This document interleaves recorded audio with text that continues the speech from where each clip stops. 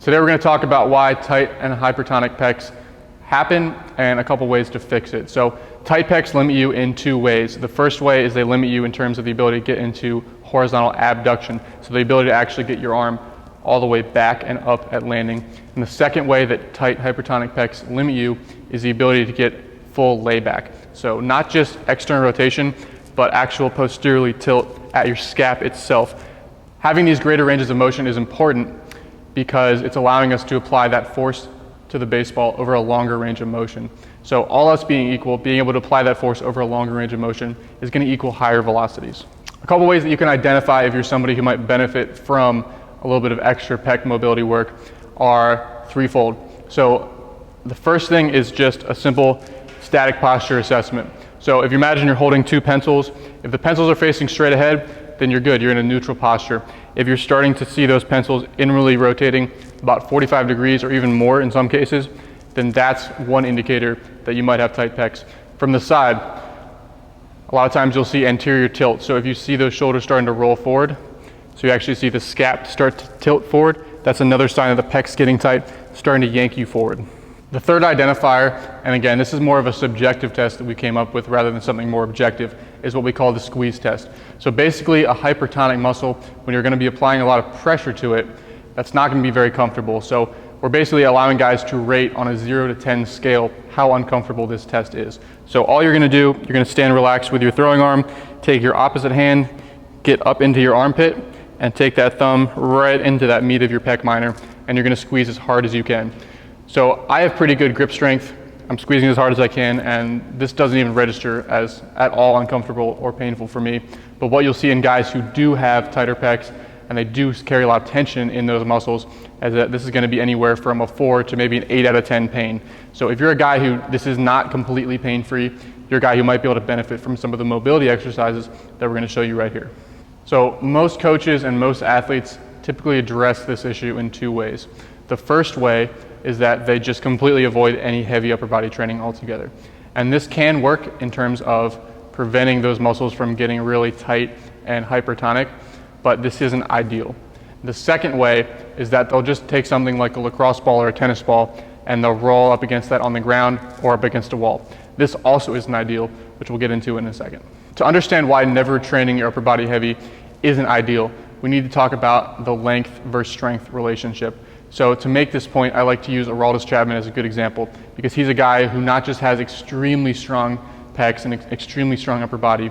You know, he'll put up videos bench pressing 275 to 315 for reps, but he's also a guy who has extremely good mobility through his upper body.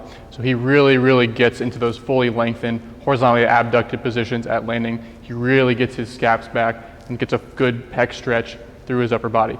So he's an example of a guy who has not just that length, but also that strength at that end range of motion. So that as he's applying this extra force over this very large range of motion, he's able to apply a much higher amount of force over that range of motion, rather than just completely avoiding any upper body training altogether and maybe having a good length in your upper body, but not having the strength to actually apply a lot of force over that increased range of motion.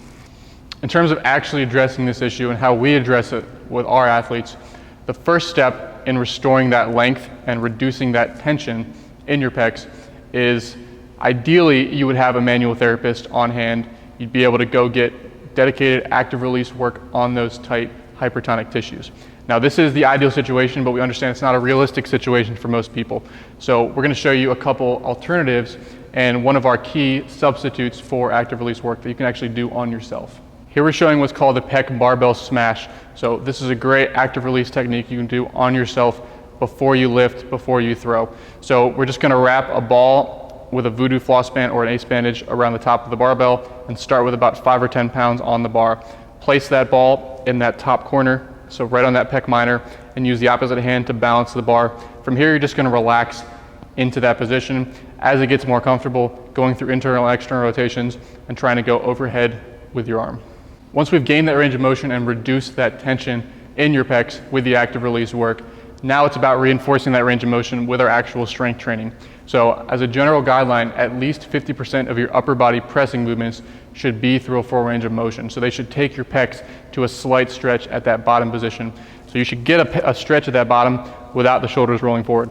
So I'm going to take you through a couple exercises how they can be done correctly and incorrectly in terms of reinforcing or making the problem worse. So here are a couple of pressing exercises that people tend to screw up and how we modify them to get a full range of motion.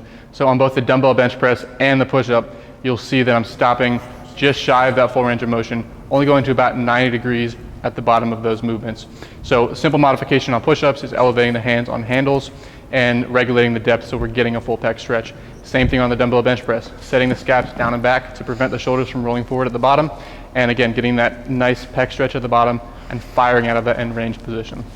An additional pressing exercise that we really like for training full range of motion at the pecs is a slight decline standing cable press. So you're gonna get a nice wide split stance, slight decline angle, and again, we're firing out of that end range position without letting the shoulders roll forward at the bottom. To summarize, the pecs are a muscle group that need both length and strength. So if you're a guy who needs more length, maybe you have a little bit of hypertonicity in your pecs, then focusing more on the mobility end of the spectrum without totally avoiding upper body pressing work.